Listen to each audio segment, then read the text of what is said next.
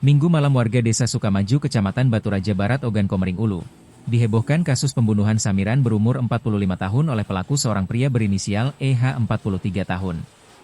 Samiran ditebas lehernya diduga menggunakan senjata tajam milik pelaku sesaat korban hendak buang air kecil di rumah semi permanen milik istri sirinya Heni. Diduga pelaku cemburu buta lantaran mantan istrinya telah menikah siri dengan korban.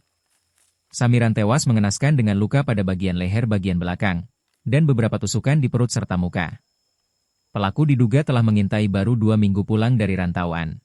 Dia ini nak keluar, nah pas keluar itu dia nak kencing.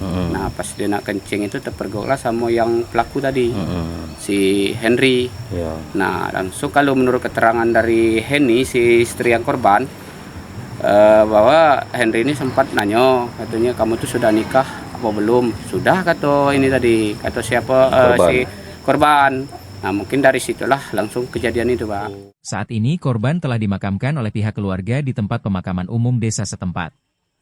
Sementara pelaku melarikan diri usai melancarkan aksinya. Dari Ogan Komering Ulu, Widori Agustino, iNews melaporkan.